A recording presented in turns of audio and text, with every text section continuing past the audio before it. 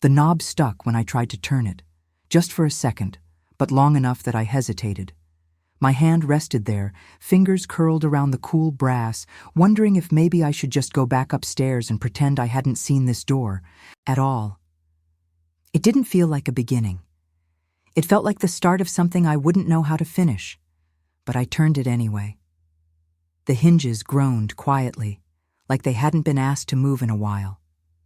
The air behind the door was colder than I expected, thick and stale, the kind that holds its breath.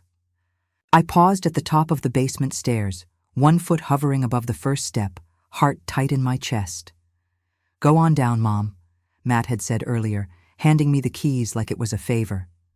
"It's not much, but it's just temporary." Temporary. That word echoed louder than the creak of the door. The stairwell sloped into shadow, one flickering bulb at the bottom, barely holding the dark at bay. My fingers tightened on the railing. I took the first step, then the next.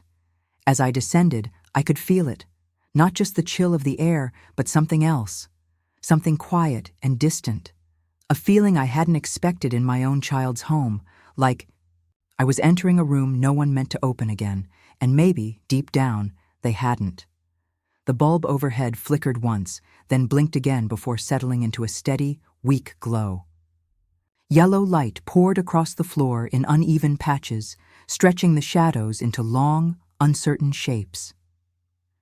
I stood at the bottom of the stairs, my suitcase bumping softly against my leg. The air smelled damp, like wet cardboard and old paint, familiar in the way a forgotten attic feels familiar. I caught sight of the walls, half-painted, like someone gave up halfway through trying, a roller mark frozen mid-stroke, a promise of care left incomplete. I didn't step forward right away, just stood there with my hand still on the handle of my suitcase, trying to figure out what this was supposed to be. A guest room? A spare space? No. It felt more like a storage room with a bed pushed in. Like they needed me to fit somewhere, and this was the only spot they could clear. My breath fogged slightly in the air. I tucked my cardigan tighter around my waist. Above me, the hum of the furnace kicked in, low and distant, as if trying to remind me that warmth existed somewhere. Just not here. There was a folding chair in the corner, its metal frame dull and scratched. It sat next to a narrow bed, one of those guest beds you buy when someone might stay over. But you don't want them to stay too long. At the foot of it, a blanket lay folded. Too neat, too tight. I picked it up. It was clean, smelled faintly of dryer sheets and fabric softener that wasn't mine, but it felt like a prop, a gesture. My fingers shook a little as I spread it over. The bed, smoothing the creases out like I was making it for someone else, someone who was only visiting. I didn't recognize the person this room was meant for. A woman quiet enough not to disturb, polite enough to say thank you, and small enough to fit down here, but she was me now. At least, that's what the room said. I didn't say anything when they led me down earlier. Matt had pointed at the light switch. This one controls the lamp and the space heater on a timer. Emily smiled, one of those tight ones. "We cleaned it up this morning. Hope it's okay for now." I just nodded, smiled back, said thank you, and when they left, I listened to their footsteps grow quieter as they climbed back up. The door clicked shut behind them. I stood alone in the middle of the room, heart full and face empty. Not angry, not even sad in the way I could name. Just folded, like something delicate set at the wrong angle, waiting to fall. It was strange how silence could be heavier than shouting. I looked around that room and realized I was close enough to smell their dinner upstairs, but far enough to know I wouldn't be asked to join. When I finally let go of the suitcase handle, it dropped to the floor with a dull thud. The sound echoed off the cement like a closing door. I stared at it for a second, half expecting it to spring back to life and beg me to leave. But it just sat there, slumped like it was tired too. I had packed light. Only what I thought I'd need. But even so, the weight of it felt enormous. Suitcases don't just carry clothes, they carry silence. They carry everything you didn't say when they offered you the basement instead of the guest room. Everything you packed away when you smiled and said, "I understand." I stepped back, the soles of my shoes sticking slightly to the cool concrete. The furnace hummed louder now, almost like a breath. My breath fogged again. I inhaled through. My nose held it, then let it go. Just like the suitcase. I sat on the edge of the bed, careful not to shift too much in case the frame creaked. My feet dangled just above the floor. The blanket scratched softly beneath my hands, the corners curled like old paper. I didn't lean back. I didn't lay down. I just waited. I didn't even know for what exactly. A voice calling me back upstairs? A knock on the door? A sudden change of heart? But nothing came. The room settled around me like thick wool. The pipes ticked faintly somewhere behind the walls, carrying water I couldn't see. The only sound other than that was the low echo of my own heartbeat in my ears. It wasn't just that I was alone.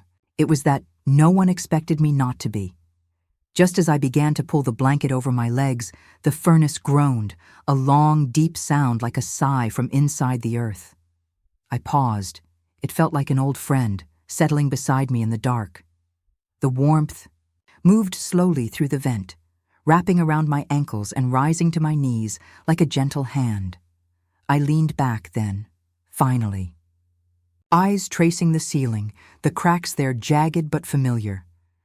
I laid there, not comforted, but held. Held by the quiet, by the furnace, by something not entirely empty. The ache in my chest didn't leave, but it eased just a little, like it knew I couldn't carry it all tonight. I closed my eyes, not to sleep, but just to rest. To be still in a space that wasn't kind, but at least for now, wasn't cruel. I wasn't okay, but I was warm. Emily used to hand me spoons one at a time, her little fingers still sticky from the jelly toast I'd made her. She'd say, "Grandma, this one's the shiny one," and I'd pretend it was the most important spoon in the drawer. Matt would come running in, begging to light the candles, even though it was still bright out. I'd let him anyway, just to see the glow in his face. That table wasn't just wood back then. It was memory stitched into me. Now I walk up the stairs and the table's already set. Forks in place, napkins folded, even the butter's out soft. I wasn't needed for any of it. "Hey, Mom," Emily called. "We're about to start." I smiled, nodded, and sat. But the chair didn't feel like mine. Neither did the room. Sunlight still glinted on the polished wood. The rolls still smelled like cinnamon.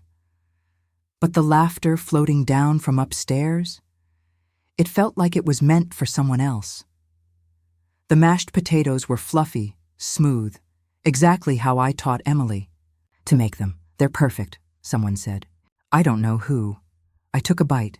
Creamy, just enough salt, but I couldn't taste anything. It all turned to paste the second it hit my tongue. Around me, the table buzzed. Matt was talking about a new client. Emily chimed in with a story about the twins and finger paint, laughter, glasses clinking, forks scraping. I tried to join the rhythm, but my nods felt out of sync. Like I was a second too slow, a step behind everyone else. No one asked what I thought. No one paused to bring me in. I wasn't invisible, but I wasn't really there either. I felt like wallpaper, decorative, quiet, slowly peeling at the edges. I pushed my potatoes around the plate, hoping no one noticed. They didn't. They pulled out a chair for me at the far end of the table, close to the cabinet, half tucked. One of those spots where you had to scoot in sideways so you wouldn't bump the drawer. "Oh, sorry, it's a little tight there," Matt said quickly. "Hope that's okay." "It's fine," I told him. And it was. Not because it felt good, but because I didn't want to make it worse. I sat down, folding my hands in my lap like I was in church. The plate clinked lightly when I rested my fork. I nodded along as someone passed the bread. There's a kind of distance that doesn't need miles. Sometimes it's just a few inches, and the way nobody sees how cramped you've become. I tried to adjust my chair, but the cabinet wouldn't let me. So I stayed still, quiet in my corner. Nobody noticed. Matt was telling a story about college, something about a prank and a laundry chute. Everyone laughed, and then Emily jumped in about the kids getting into her makeup drawer. I smiled, listening. I had my own stories. About when Matt climbed onto the roof at age 6, or how Emily used to pretend she was a news anchor reporting from the sandbox, but no one asked, so I stayed quiet. My tea's gone cold. I took a sip anyway, holding the cup close just for the warmth of it. The roast was nearly gone. Dessert was being passed around. I could smell the sugar and cinnamon, but I couldn't quite reach the sweetness anymore. My stories sat just beneath my tongue, waiting like polite guests at the door. I let them stay there. "Want more?" Emily asked, holding out the sweet potato casserole. "Sure," I said, even though I was full. She smiled, added another scoop. "It's your favorite." I nodded, thanked her. The plate was warm, the food soft and familiar, but it didn't fill anything in me. I chewed and swallowed, and felt nothing change. They talked on, about the neighbor's new car, about a weekend trip, about things I'd once been a part of. Now, I was quiet in between their sentences. I used to feed their hearts, their hopes. I used to carry more than the food to the table. Now I just refill my own plate because it's easier than asking for space in the conversation. Once, I sat at the head of this table. I used to keep the napkins folded just right, the gravy stirred until it shimmered, the peace held steady even when the kids bickered. I set the rhythm of the meal. Now I sit in a corner chair with a polite smile. They thank me for coming. They say it's nice to have me here, but I'm not part of the pulse anymore. The room didn't shrink. The table didn't move, but I did. Somewhere deep inside, I folded smaller to fit the space they gave me. I looked. At my plate, still full, even though dinner was almost over. The roast had gone cold. The hum of the refrigerator filled the silence where my voice used to live. No one asked, but I started clearing the dishes anyway. Old habits, I guess. I stacked plates, gathered silverware, and picked up folded napkins. Nobody looked up. Nobody stopped me. In the kitchen, the sink was already full. I rolled up my sleeves, turned on the water, and let it run hot until the steam rose. The clink of porcelain echoed just a little louder than I expected. I washed each plate slowly, careful not to clatter. The soap smells like lemon, but it didn't make the bubbles any less lonely. Laughter trickled in from the living room. It felt far away, even though the wall was thin. I glanced at my reflection in the microwave door above the stove. Faint, washed out. I'd been here all along, but somehow I still felt like I was visiting. I pushed the pink candle into the soft center of the cake slice, careful not to let it tip. It was one of those grocery store cakes with frosting too bright, too sweet, more sugar than heart. The candle wobbled once, then stood still. I lit it. The flame danced just slightly, like it wasn't sure it wanted to stay. I didn't turn off the lamp. I didn't sing. I just sat there in that folding chair, watching the wax start to pool. Near the base, it counted. That's what I told myself. One candle, one quiet wish. No clapping, no song, no voices, but it still counted. The basement felt colder than usual, like even the room knew this wasn't how birthdays were meant to go. A breeze slipped in through the window frame. It smelled faintly of wet leaves and old dust. But the candle stays lit. I sat there in silence, and I let it burn. I cut a small piece with the side of my fork and brought it to my mouth. The frosting cracked a little, too thick, like it had been frozen and thawed. The sweetness hit first, then the bland cake beneath. But none of it tasted real, just color and sugar and air. As I chewed, my fork scraped against the paper plate. The sound echoed, louder than I expected, like it had nowhere else to go in the quiet. I looked down, then back at the flickering candle. The frosting was pink, same as the candle, same as the balloon I'd tied to the chair earlier. I guess I thought matching colors would help it feel more like a celebration. It didn't. I swallowed the bite and set the fork down gently. It wasn't hunger I was trying to feed.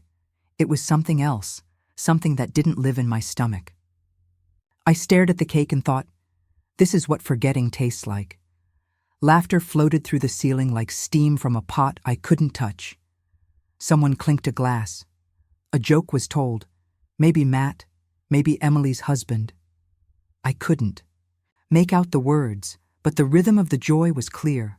They were celebrating something up there. I didn't know what. Maybe a work promotion, maybe nothing at all. Just noise, just togetherness. It used to be me planning the games, frosting the cake, cutting out little crafts for the table. I used to be the one gathering them all, not waiting beneath them, not listening through floorboards. Now, I sat with my back to the wall, hands still in my lap. I didn't cry. I didn't even feel angry. I just felt removed, like a ghost in the same house, only one floor down. I could hear the joy. I just couldn't touch it anymore. I had set it all up before they came home. A little card table I wiped down twice. One paper plate, one plastic fork, a napkin folded neatly beside it. The card was blank, but I pretended it was from someone. Maybe an old friend. Maybe one of them. I taped one balloon to the back of the chair, pink to match. The candle. It dropped a little, as if it knew it was standing in for something else, something that hadn't arrived. I poured myself tea into a chipped mug and sat down at the table like I was joining a party. But the only sound was the rustle of the balloon string and the gentle hum of the heater cycling on again. It felt like make-believe, like a child's tea party where everything is pretend, but the pretending was the only thing that felt real. I heard a voice rise upstairs, strong and clear. To my family, then glasses clinked, at least 4 or 5. A cork popped. Applause followed. I couldn't hear the words of the toast, but I knew they weren't about me. My name wasn't in those cheers. It hadn't been for a while now. I used to be the one lifting the glass, the one everyone looked toward at the end of a long table, the one who reminded them how lucky we were just to be together. But tonight, my celebration lived on a card table next to the furnace. No one raised a glass for me. No one even noticed the day. I sat with my hands wrapped around my tea, warm but quiet. I was the pause in their laughter, the silence between their sentences, and I told myself that silence was enough. The candle had burned low, its wax dripping onto the plate in soft pink puddles. The flame danced one more time, higher this time, like it was saying goodbye. I leaned in, eyes level with the light. I didn't wish for presents or cake or even company. I just wished that next year someone might remember, not because I reminded them, but because they wanted to. I blew gently. The flame gave a little flicker, then disappeared. The smoke curled upward, soft and pale, filling the air with that warm, waxy scent that somehow always smelled like endings. I watched the smoke until it vanished, and with it, something small, inside me, something I didn't have words for. Not grief, exactly. Not anger. Just the kind of ache you only feel when you realize you've outgrown waiting. I stood slowly, joints stiff from the cold. I gathered the plate, the fork, the cup. I wiped the table, even though it wasn't messy. Muscle memory, I guess. A part of me still liked things tidy. I folded the napkin carefully and tucked the blank card back into the drawer beside my bed. It didn't belong in the trash. Not yet. The balloon had begun to sag. I untied it and let the air hiss out slowly, watching it shrink in my hand like a sigh. Some birthdays mark years, Others mark something else. I stopped expecting footsteps on the stairs a long time ago. But tonight made it clear. I'd also stopped hoping for them. I turned off the lamp, leaving only the moonlight spilling through the small window. The room was quiet. Almost respectfully so. I slipped under the blanket and let the silence settle into me like a final gift. At night, the vents didn't just carry heat, they carried everything else too. Bits of their lives floated down into my room. Laughter, forks clinking, a drawer shutting upstairs. Sometimes I could hear them talking about dinner or weekend plans, and other times it was quieter things. A sigh, a complaint, a laugh that ended too fast. I lay still beneath the old quilt, my back warming slowly from the radiator behind me. The hiss of it was constant, but softer than the voices above. The wind tapped at the window, a gentle rhythm, like it was reminding me I wasn't quite alone, but every word that slipped through the vent landed on my chest like dust, fine, weightless, and yet somehow heavy. I couldn't brush it off. I used to be in those conversations. Now I was only close enough to know when they ended. "You're here," the house seemed to whisper, but not really. Over time, I started knowing them by their footsteps. Matt walked with purpose, thick soles and firm strides.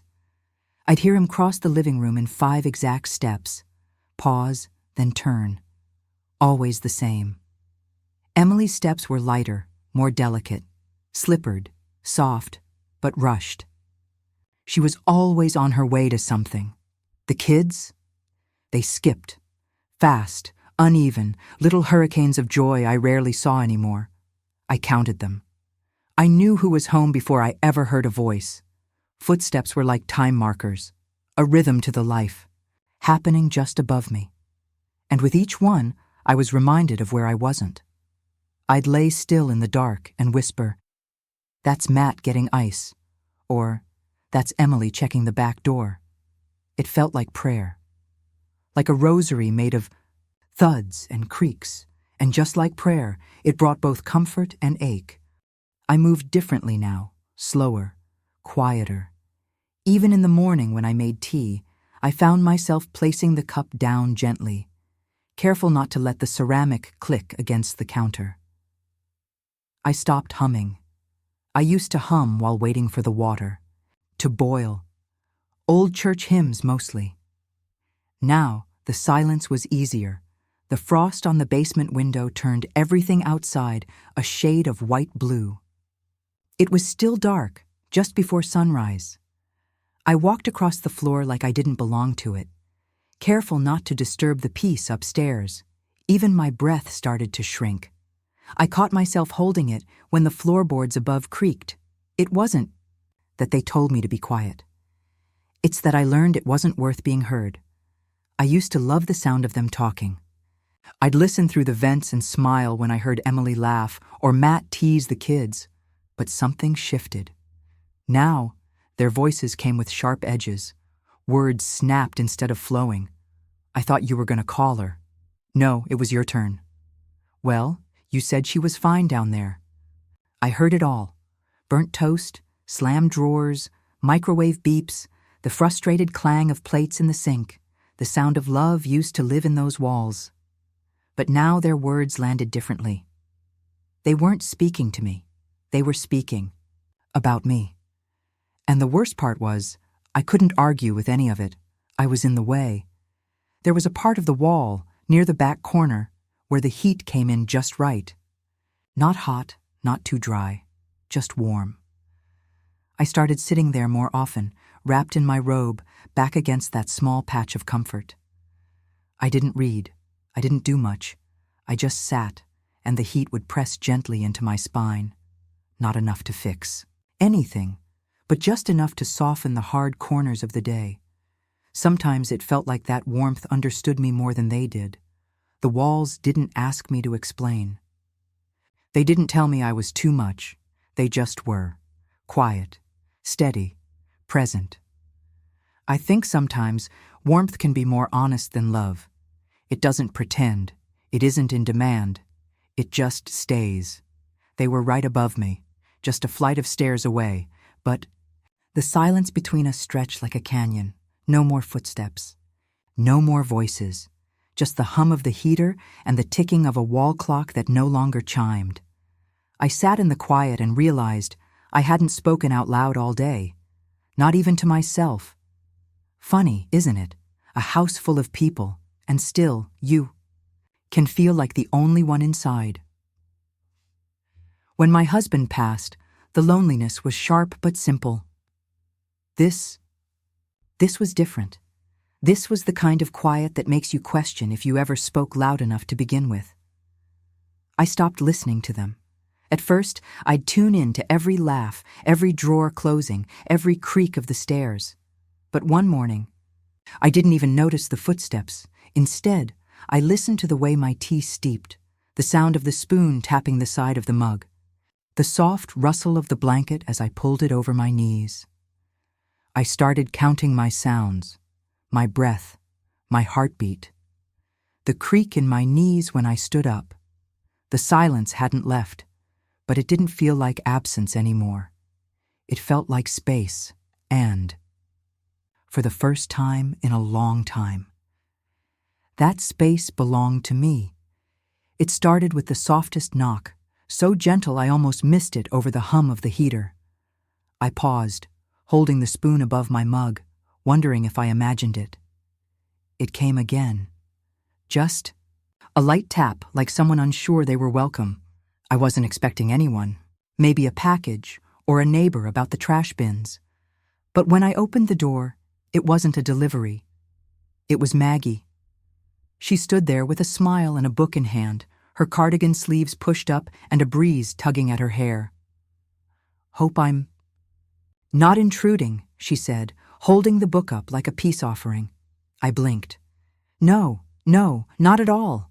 Behind her, the afternoon air smelled like new grass and sun-warmed soil. Birds chirped somewhere near the window well. She stepped inside like she'd done it 100 times before, even though it was the first. And somehow, it didn't feel strange at all. I pulled the floral mugs from the back of the cabinet, ones I hadn't used since before the move. They were chipped, but I figured she wouldn't mind. As I filled them with tea, Maggie wandered over to the folding chair and ran her hand lightly along the back. "You always drink Earl Grey?" she asked, not like she was making conversation, but like she genuinely wanted to know. "Most days," I said.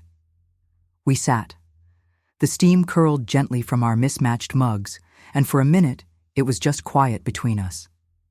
Then she looked at me, not past me, not around the room, and asked, "How are you?" Not "how's the basement" or "how are you settling in?" Just me. I opened my mouth, then closed it. I didn't have a neat answer. She didn't push, she just waited. And for the first time in a long time, someone gave me space to be honest without expecting me to be okay. Most folks, when they come down here, comment on the chill. "It's a bit cold down here, huh?" Or, "You should get a dehumidifier." But Maggie didn't say a word about the cold. Instead, she glanced toward the window and asked, "Would it help if I opened that a bit more?" I nodded, surprised. She leaned over and cracked the window gently. A breeze slipped in, lifting the edge of the curtain and brushing against our arms. "That better?" she asked. I smiled. "Yes, thank you." There was a kind of quiet care in the way she moved. No pity, not performance. Just someone choosing to sit with me exactly where I was. She didn't ask why I was living in the basement. She didn't ask why I hadn't been around more lately. She just made space. That kind of kindness doesn't ask for applause. It doesn't need to be noticed. It just is. She handed me the book after we'd talked for a while, or rather, after I'd mostly listened. It wasn't new. The cover was soft and curling at the edges, and the pages had turned the color of old lace. A small crease ran along the spine like it had been loved open a dozen times. "I just finished this," she said, placing it on the table beside her mug. Thought of you when I read it. I ran my fingers along the cover. Thank you, I whispered. No one had handed me something just because it reminded them of me for a long time. I didn't even ask what the book was about. It didn't matter. What mattered was that someone had seen me, thought of me, and followed that thought all the way to my door. That book wasn't just a story, it was a bridge. Before I even realized what I was doing, I was telling her things about the folding chair, about the cold, about the birthday I spent alone with a single slice of cake and a candle that wouldn't stand straight. I hadn't meant to share. I never do. But Maggie just sat there, eyes soft, head tilted, hands wrapped. Around her mug like she was holding space for everything I couldn't. She didn't interrupt, didn't try to explain it away. She just listened. That must have felt heavy, she said once, and that was it. I looked at her, and for a moment, I saw what trust looks like when it's returned. I didn't cry. I didn't need to. But I did feel the knot in my chest loosen, just enough to let my voice out. And for the first time in a while, I didn't feel like I was talking to the walls. After she left, I sat still for a long time. The walls hadn't changed. The boxes were still stacked in the corner. The light still flickers sometimes when the heater kicks on. But the air felt different. Not lighter like spring, but softer. Like it wasn't pressing in so tightly. Her perfume lingered faintly, something floral, like lilac or rose. Not strong, just present. The chair across from me stayed pulled out. I didn't push it back. It felt good having it there, like a memory of being seen, of being invited into a moment instead of trying to catch the edges of someone else's. It didn't take new furniture. It didn't take a paintbrush. Sometimes the shift in a room comes from a person sitting close enough that your story has somewhere to land. 2 days later, she came again. No text. No call.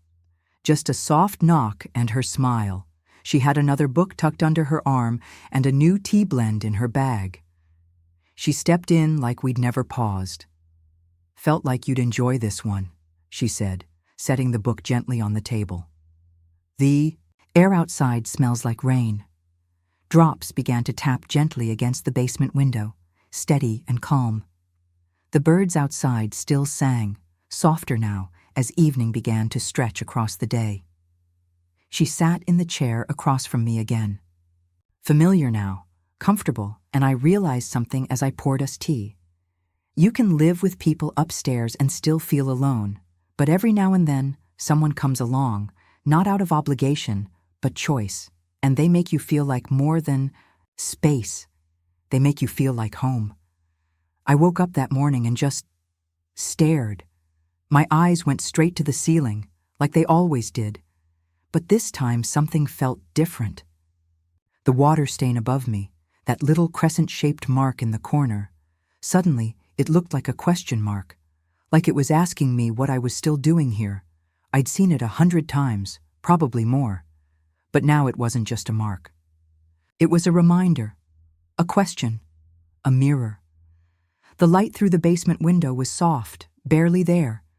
Dust floated through it, slow and aimless, like it didn't know where to land. I didn't either. Funny, isn't it? How a patch of ceiling can feel more honest than the people upstairs. I turned my head on the pillow and whispered to no one. Maybe I don't belong here anymore. And for the first time, I didn't flinch when I said it out loud. The room wasn't messy, it wasn't dirty, but it wasn't mine. The boxes stacked in the corner held things I'd never unpacked, not because I didn't need them, but because I knew deep down I wasn't supposed to stay. The folding chair beside the bed wasn't mine either. They said it was just for now, but now had stretched itself into something permanent.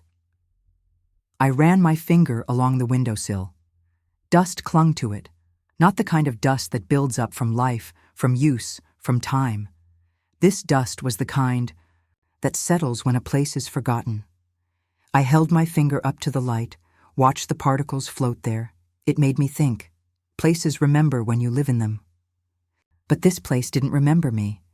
And maybe that's because I never really lived here. I just existed here. Even the silence felt like it belonged to someone else. The suitcase had been under the bed since day one. I slid it there quietly, thinking I wouldn't need it for long, that they'd realize, that they'd remember. But now, it is different. I crouched down and pulled it out slowly. It caught a sliver of light from the window, and I swear it looked like it was breathing, waiting. It wasn't a suitcase anymore. It was a sign. I reached down, ran my hand across the zipper. The fabric was cool, familiar. I didn't open it. Not yet. But I looked at it differently.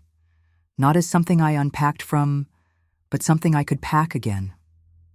Sometimes a zipper means more than luggage. Sometimes it's a quiet door out. And in that moment, I felt it move inside me. That little click, that little beginning. I filled the kettle and set it on the hot plate like I had 100 times before. Earl Grey. Same as always. The whistle came slow and low, and I reached for my mug, the one with the fading flowers on the side. It was warm. In my hands, but my fingers still felt cold. I took a sip. It was fine, but it didn't feel like comfort anymore. It just tasted like something I used to love. I set it down and stared at the steam. Watch it curl, vanish, come back again. I realized the ritual no longer worked. The comfort wasn't in the tea. It was in believing I still had a place, a rhythm, a reason, and that belief had gone cold long before the mug did. Sometimes you don't notice when a habit turns into a placeholder for something you lost. That morning I noticed. I reached for the blanket out of habit, pulled it around my shoulders, and tucked it beneath my chin. It was one of the few things I'd kept from my own bedroom, before the basement, before the reshuffling. But even it felt strange. The fabric scratched. The softness was gone, and for a second, I wondered if it had changed, or if I had. The scent of fabric softener clung to it, but not the kind I used. Someone else's detergent, someone else's home. I looked down at the frayed edges and suddenly remembered how often I used to wrap this blanket around others, my kids, my husband, even the dog once. I was the one who brought warmth, who gave comfort, and now I was hoping a blanket would give some back.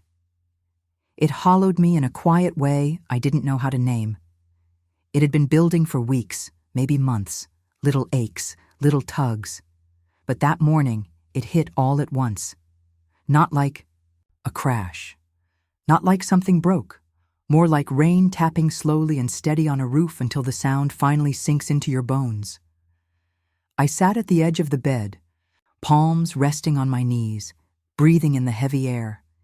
And that ache in my chest, the one I kept ignoring, explaining away, tucking under good manners and quiet smiles, finally raised its voice. I felt it fully, not fear. Not grief, just clarity. I wasn't supposed to be here anymore, and not because they said so, or didn't, but because I finally heard myself say it. And I believed it. I didn't cry. I sat still, folded my hands gently in my lap, and breathed in. Deep. The air was musty, unchanged, but I felt different inside it. I looked around the room one last time, not to mourn it, but to see it for what it was. A holding place. A pause. The bird landed on the windowsill for just a moment, tilted. Its head then flew off. I watched it go. I reached for the suitcase. It wasn't hidden anymore. I didn't know exactly what came next, but I knew I'd take a step, not because I was angry, but because I still remembered who I was before the basement, and that version of me deserved to come back. The paper sat flat. On the kitchen table, corners still sharp, the ink crisp and dark. I picked up the pen slowly, feeling the weight of it in my hand. The early morning sun spilled across the surface, warming my knuckles as I leaned in. This time, My hand didn't tremble. I signed my name like I was planting something. Not just a signature, but a claim, one that said, I belong here. I didn't. Rush! Every loop and curve felt like stitching myself back together. The page didn't flutter. The table didn't creak. Everything felt still and sure. In the background, coffee bubbled on the stove, and a breeze lifted the edge of the curtain. It smelled like spring, like newness. I set the pen down beside the lease, pressed my palm gently to the page, and closed. My eyes for a second. It wasn't just ink, it was proof I still had choices. Maggie's son arrived mid-morning, carrying a stack of folders, 2 coffees, and the kind of kindness that doesn't have to be announced. Good morning, Ms. Lillian, he said, smiling as he set everything down. He talked me through every form, explaining the parts that didn't make sense, not once making me feel foolish for asking the same thing twice. His tone was calm, patient, and real. Let me know if I'm going too fast, he said more than once. You're not, I told him, and meant it. He didn't pay for my hand. Didn't raise his voice like I was hard of hearing. Just looked me in the eye and made me feel like a person again, a woman with a lease in her name, not a problem to be solved. He called me ma'am like it meant something, like I'd earned it, like I mattered, and for the first time in a while, I believed I did. I didn't say much when I left. No final speech, no stomping up the stairs, just the soft roll of suitcase wheels over the hardwood and the sound of my own breath. I reached the top of the stairs and turned back, hand on the doorframe.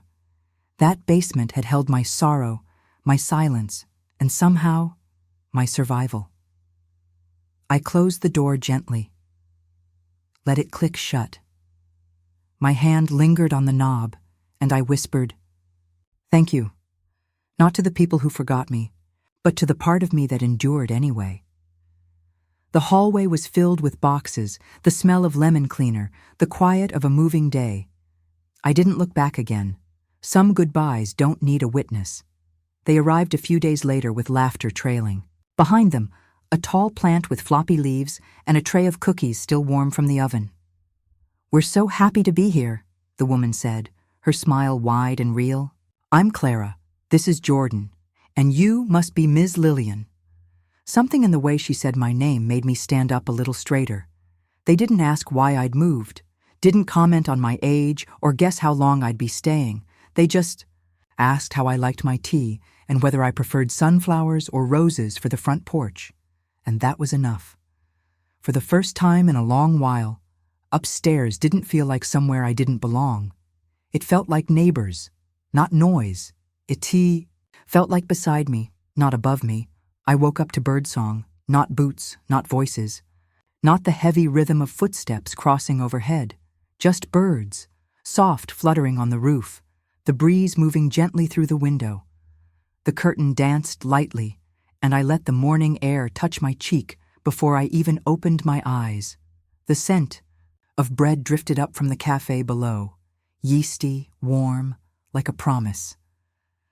I sat up slowly, not because I was sore, but because I could. No rush, no noise, no pressure, just light, just stillness, just peace. It wasn't glamorous.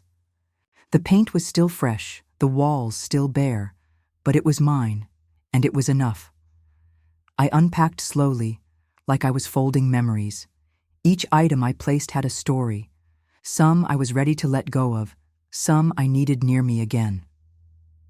When I reached the apron, I paused. It was floral, faded, still stained from birthdays long past, and Thanksgiving spills that no one ever cleaned perfectly. I smoothed it with both hands, then hung it on the hook by the stove. No tears came, just a smile. I didn't need it to feel useful anymore. I just needed it to remind me who I still was. This kitchen wasn't full yet, but it was ready, so was I. The mailbox sat just outside the door, simple and silver, its surface catching the late afternoon sun. I ran my fingers across the little plastic window where my name sat. Lillian Harper, neatly printed, centered. I hadn't seen my name on anything permanent in a long time. It looked right there, like it belonged. I closed the lid with a soft click and turned the key in my hand. It was warm from the sun, fit just right in my palm. Behind me, someone watered their flowers. I heard the soft stream of the hose and the gentle rhythm of the spray, and in that quiet moment, I felt it settle inside me. This life fits me. He stood there on the other side of the screen door, holding a pie dish wrapped in foil. The sunlight caught on the edges of the foil, throwing a soft shimmer onto the floor near my feet. His hands didn't quite know what to do. One hovered near the dish, the other brushing against his pant leg like he was searching for a pocket that would explain him. "Hi, Mom," he said. The pie was probably store-bought. The crust looked a little too perfect, a little too glossy, but I could smell cinnamon and something warm underneath. Maybe apples. He extended it toward me, clearing his throat. "Thought you might like something sweet." I took it. "Thank you, Matt." And I meant it. It didn't matter that he hadn't made it. It didn't matter that it came without fanfare. Sometimes it's not the gift that matters. Sometimes it's showing up that's enough. I didn't brace myself like I used to. No tight smile, no silent calculations of what words might come next. I just reached for the knob and opened the door with soft hands. "Come on in," I said, his shadow stretched. Across the welcome mat, as the wind stirred the chimes out on the balcony. They clinked gently, like someone tapping a spoon against glass. I stepped aside, letting the breeze slip between us. He looked surprised, like he expected resistance or questions. But I didn't flinch. I didn't fold myself small to make space. For him. That door was cracked open like a sigh instead of a warning, and this time I chose to let him in. Not because I had to, but because I wanted to. His eyes scanned the room, pausing at the chair by the window, the one angled toward the trees and the patch of sky I claimed each morning. I saw the question in his eyes, and before he spoke, I said, "You can sit there." He nodded, lowered himself slowly into it. That chair had become mine in all the quiet ways that matter. Morning tea, afternoon thoughts, pages turned in soft light. And today I gave it to him without resentment, not as an offering of guilt or habit, but from a place of calm. He looked out the window for a moment, as if trying to see what I saw. The leaves rustled outside. The air smelled like warm pie and something steadier than before. He sat in the place I chose for myself, and I let him. He didn't jump in with apologies or explanations. Instead, he started talking about the weather, how the mornings were finally warming up, how the rain helped the lawn, then about work, about Emily's garden, and how the kids wouldn't stop playing in the sprinkler.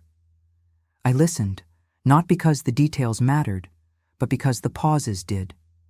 His voice cracked once, just barely, right after he mentioned the new tomatoes she was trying to grow. He didn't say, "I'm sorry." He didn't need to. Sometimes regret takes the long way out. It hides behind casual words and uneven breaths. It shows up in the way someone stares, a little too long at the floor between sentences, and I didn't push him for more. I just let the silence hold what he couldn't say. I didn't lean forward. I didn't clutch my tea or tilt my head in sympathy.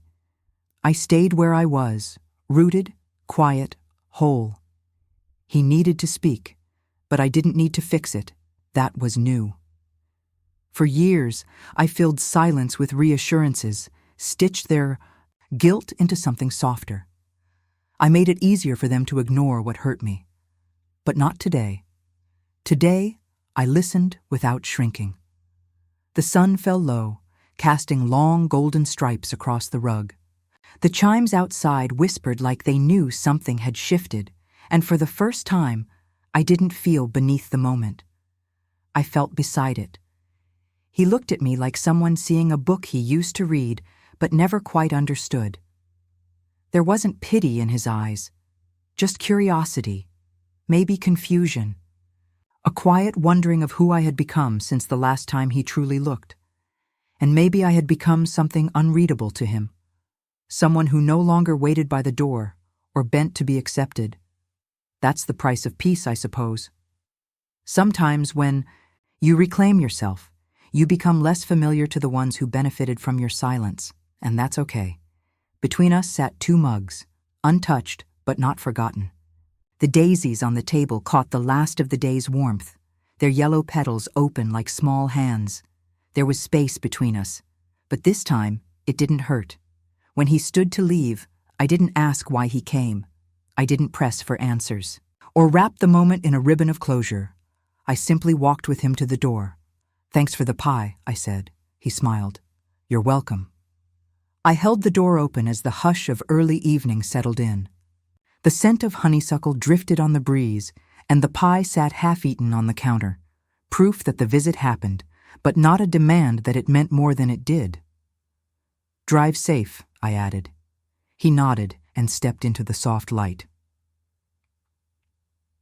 Some visits don't close chapters, they just crack the window open, and sometimes that's enough. The candle on the table flickered gently, casting soft amber light on the rim of my teacup.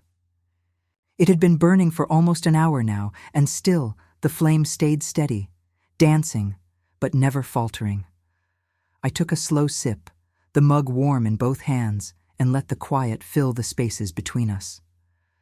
Matt sat across from me, eyes down, one, hand resting on the table but not moving. I didn't plan to speak.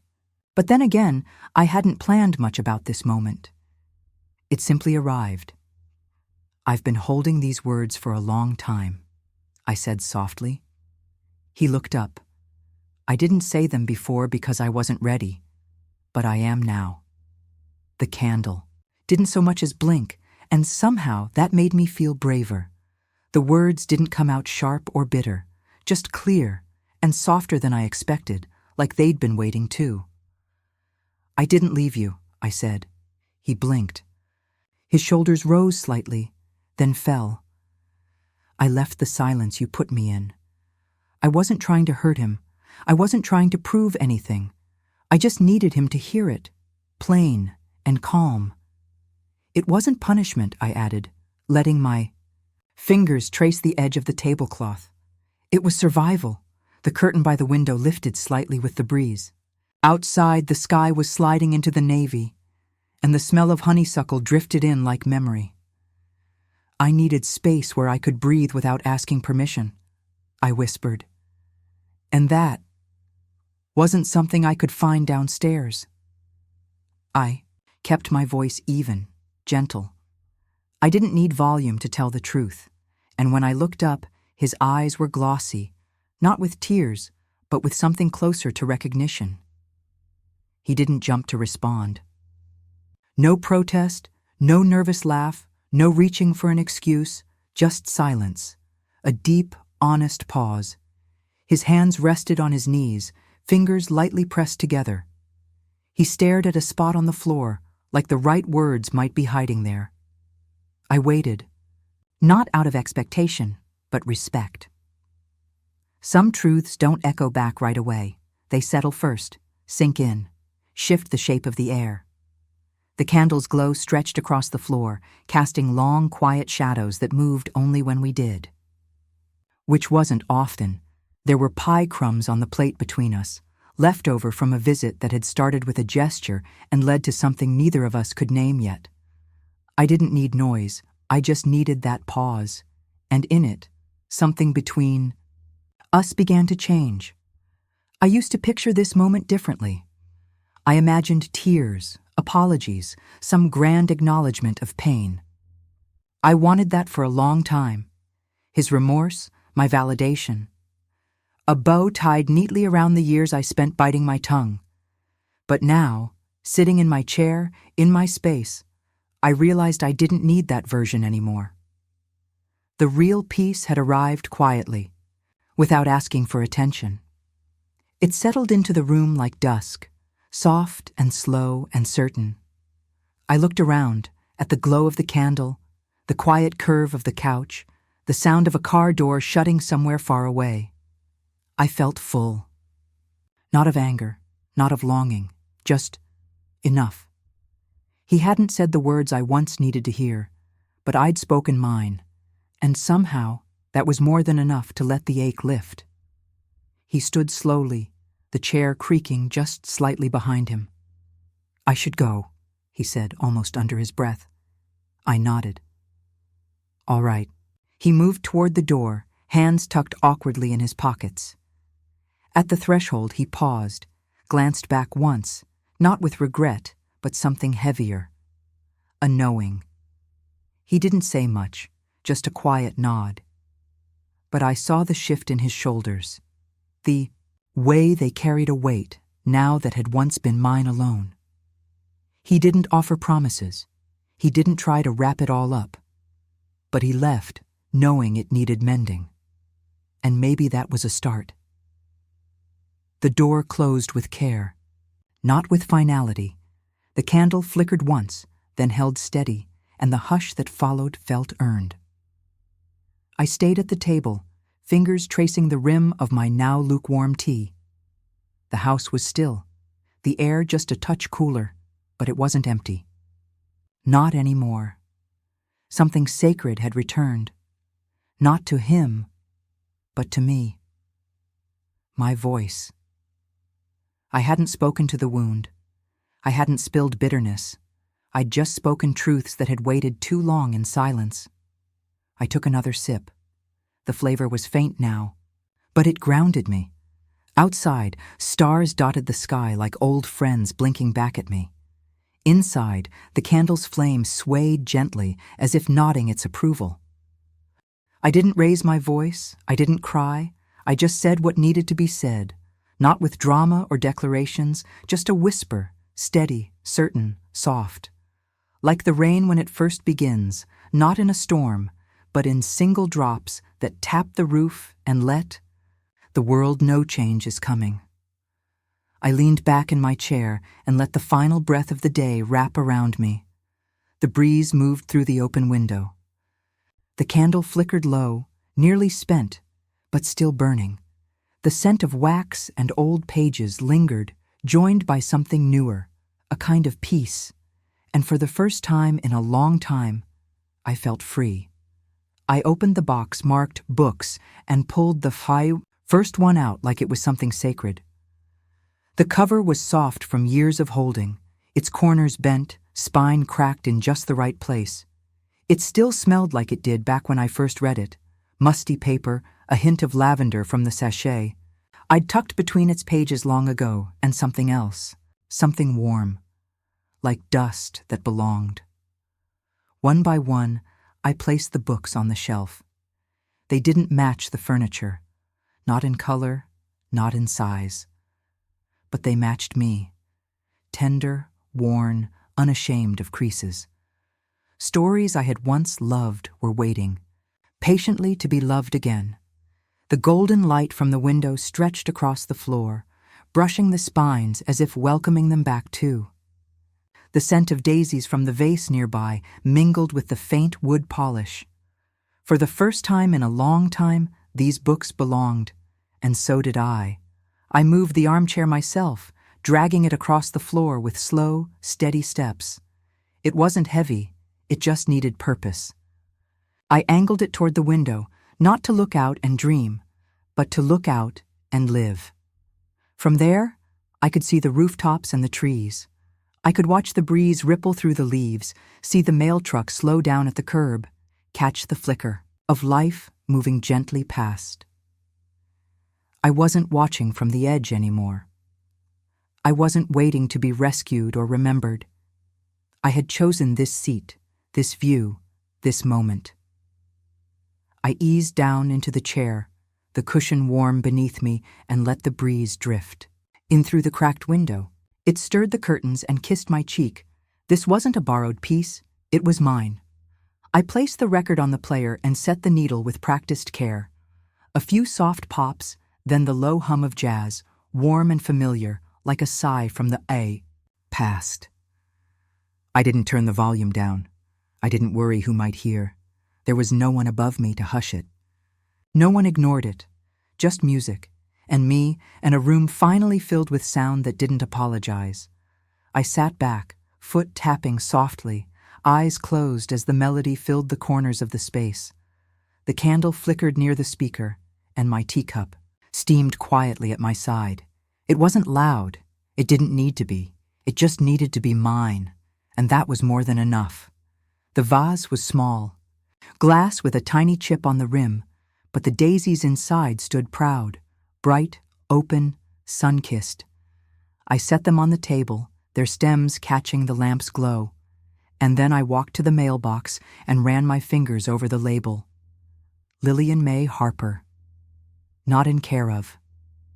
Not scribbled hastily by someone else's hand, just mine. Printed, centered, clear. I whispered my name aloud, not loud, but certain. Lillian May Harper. It felt like a song I'd forgotten the words to, like a name that had waited patiently to come back to me. The breeze slipped in from the window, brushing the pages of a book I'd left open. And for a moment, everything in the room felt quiet and full and true. I walked across the hardwood floor barefoot, letting the wood press gently against my heels. The boards creaked, not sharply, not accusingly, but warm, like an old friend, acknowledging me. And I realized I wasn't walking quietly out of habit. I was walking freely, not tiptoeing around anyone's mood or schedule, not apologizing with every step. My feet made a sound, and that sound was aloud. The light from the lamp spilled across the floor in soft gold, brushing past the rug's edge and catching on the edge of my robe. I walked without shrinking, without caution, just me, upright, present, and that was everything. There was no knock, no phone call, no polite interruption asking for something I'd already given.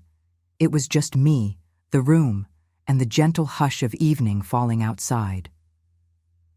I sipped, my tea, cooling now but still sweet, and flipped through the pages of a well-loved book. No one asked how I was. No one had to.